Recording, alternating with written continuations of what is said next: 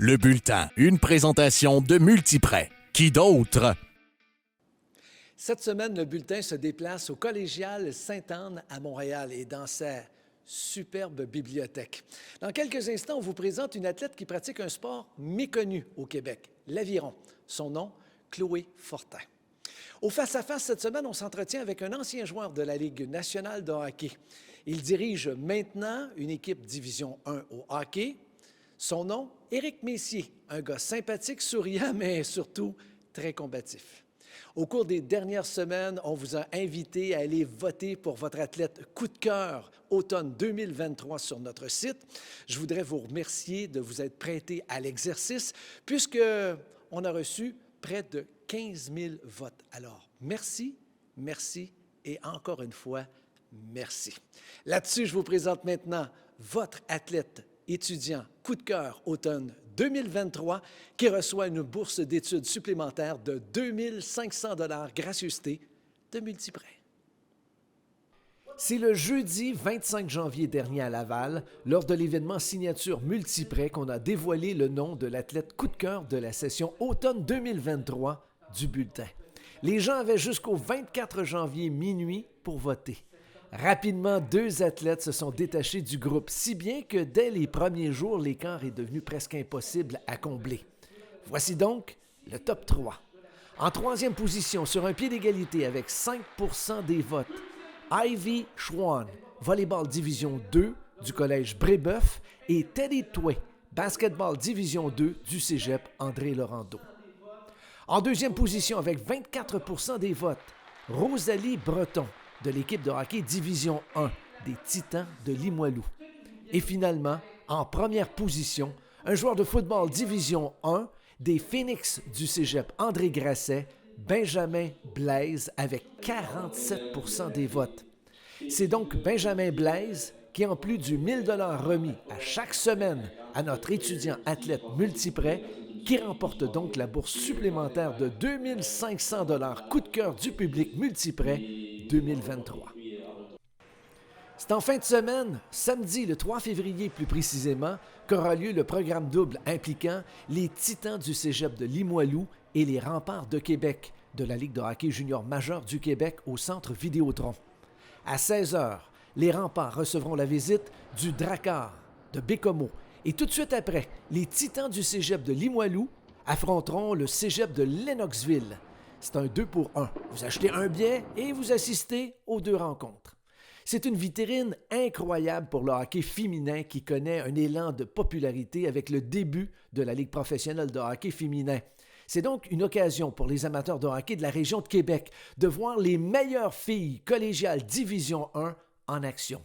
Entre autres, Rosalie Breton, qui a beaucoup de succès avec les Titans, avec l'équipe canadienne, et qui vient de remporter la médaille d'argent au dernier championnat canadien. Ah oui, assurément. Puis le rayonnement qu'elle a auprès de l'équipe est vraiment majeur. Elle rend tout le monde meilleur sur la patinoire dans une équipe, ça, c'est sans aucun doute. Vous connaissez un ou une étudiante qui pourrait devenir notre athlète par excellence de la semaine, l'athlète Multiprêt, et remporter une bourse d'études de 1 000 $? C'est pas compliqué. Écrivez-nous à l'adresse au bas de l'écran et donnez-nous tous les détails sur cette athlète. Et qui sait, peut-être, on va aller la rencontrer.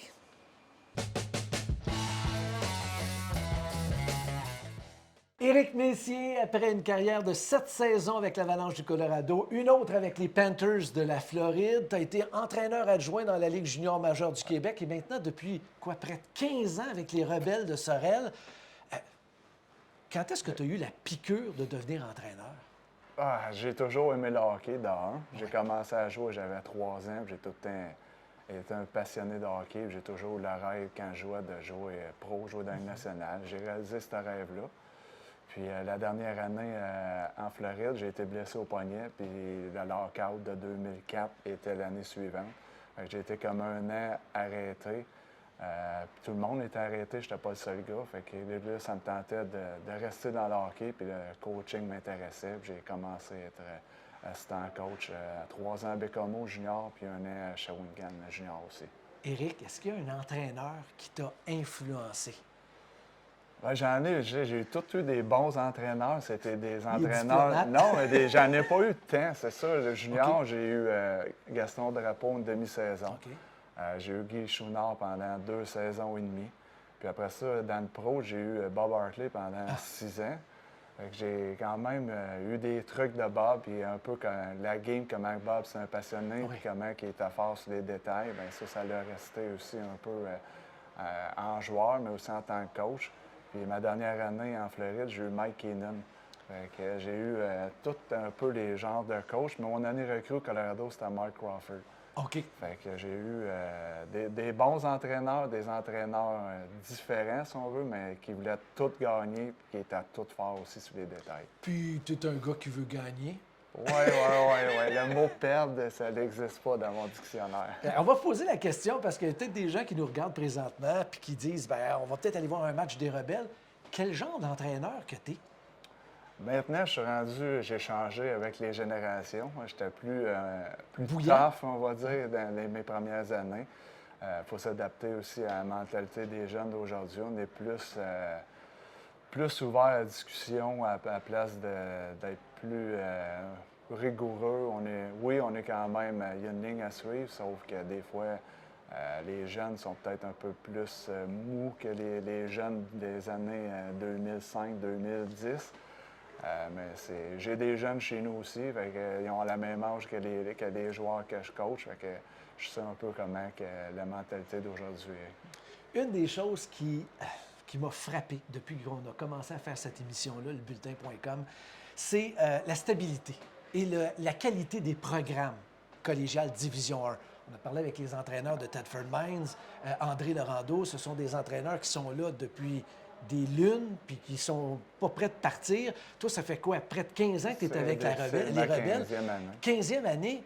Ça, c'est excellent pour les jeunes qui se présentent à votre cégep. Parce que c'est le jeune de hockey qui s'en vient ici, tu n'es pas là juste pour les 2 prochaines semaines. Non, puis c'est le fun aussi en tant que coach que tu n'es pas, comparativement peut-être aux juniors, qu'il faut vraiment que tu gagnes. Quand tu ne gagnes pas, bien souvent, tu te fais congédier. Fait que là, au niveau collégial, c'est plus de la stabilité. C'est une année, ça change. C'est un peu comme le junior, dans le sens que des équipes vont changer aux 2-3 ans. Les gars sont ici 3 ans, peut-être 4 ans, mais la plupart, c'est 3 ans. Que là, c'est le fun de savoir que l'année d'après, tu vas avoir quand même ton poste aussi. Puis c'est pas juste ici, comme tu as mentionné, c'est dans la ligue au complet. Ça fait ma 15e année, puis le coach Pascal Ludon à Alma, c'est sa 15e année lui aussi. Fait qu'on est comme les deux plus vieux dans la ligue. Puis je pense en termes d'âge, c'est moi le plus vieux aussi cette année. Fait que c'est comme je commence à être vieux, mais c'est quand même le fun. Ça reste, en coachant des jeunes, ça nous aide aussi à rester jeunes. À rester jeune.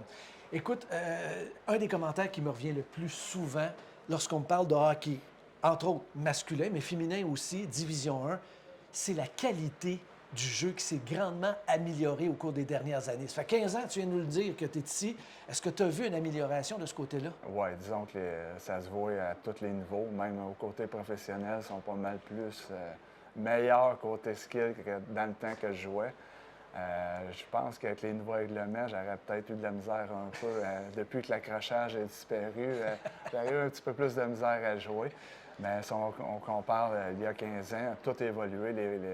L'équipement a évolué aussi. La technologie est là. Les bâtons sont meilleurs.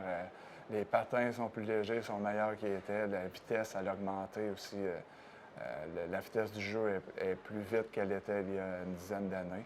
Puis ça va toujours s'en aller en s'améliorant aussi. On voit que des jeux qu'on ne voyait pas avant, comme le fameux Michigan, la sœur qui est populaire, il y a 15 ans, ça n'existait pas. Maintenant, bien, on est rendu là avec les skills. On en parle souvent avec les jeunes qui se sont grandement améliorés. Il faut qu'il y ait des débouchés.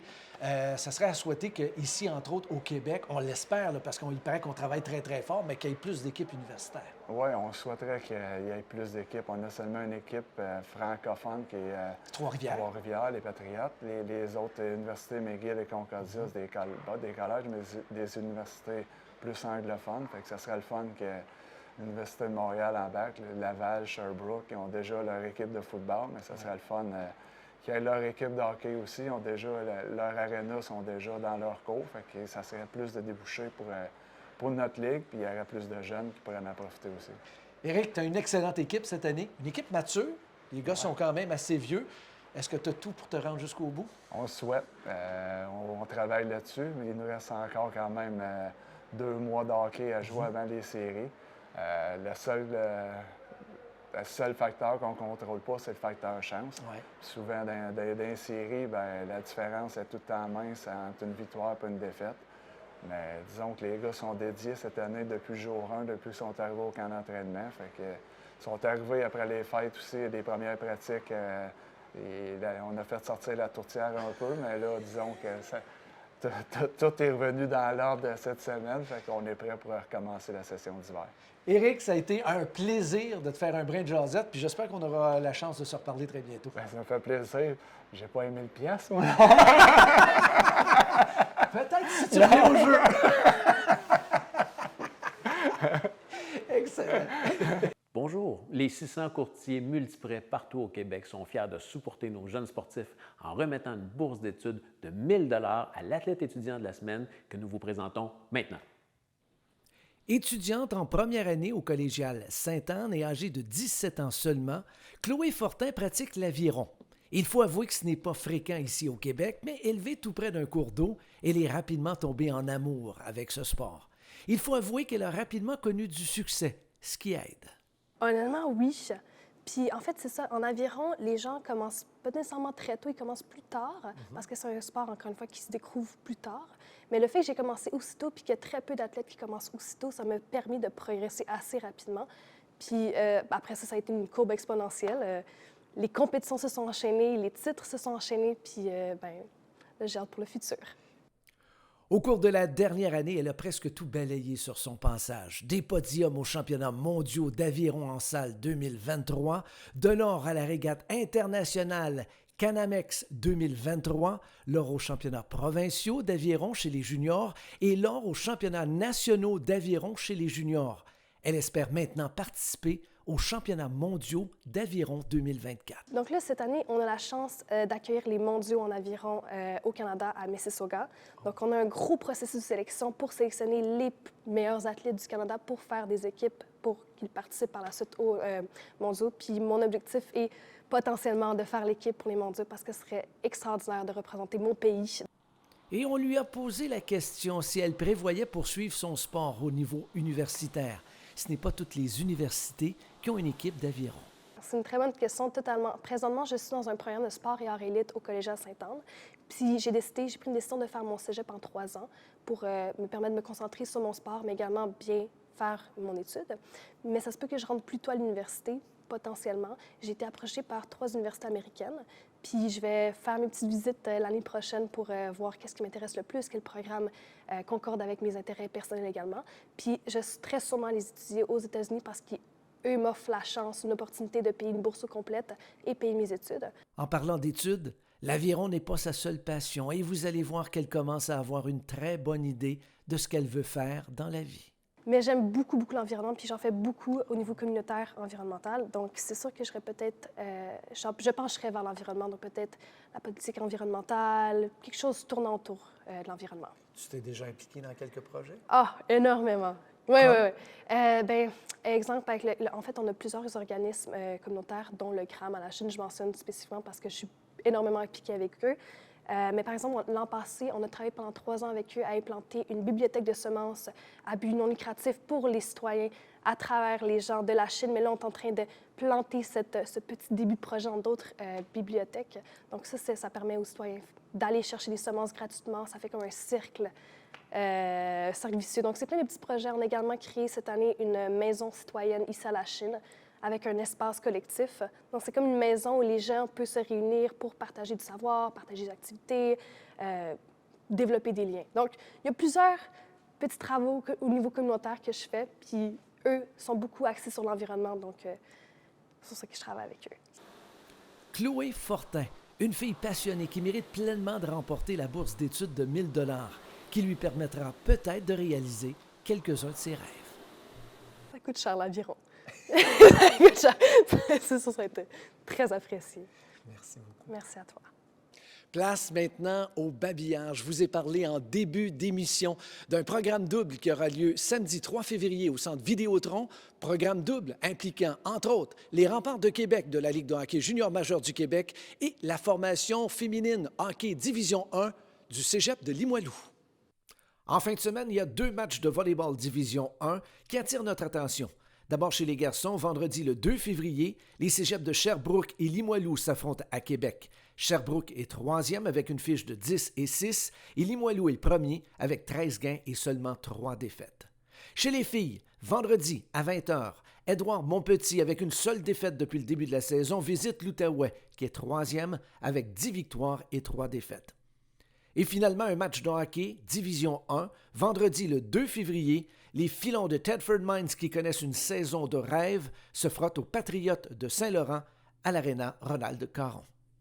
En terminant, si vous appréciez qu'on parle de sport étudiant, de sport collégial, n'hésitez surtout pas à partager nos nombreux reportages. Voilà, c'est complet pour cette semaine. Merci beaucoup d'avoir été là. Mon nom est François Bessette. Au nom de toute l'équipe, merci beaucoup et surtout, à très bientôt. Le bulletin était une présentation de Multiprêt. Qui d'autre?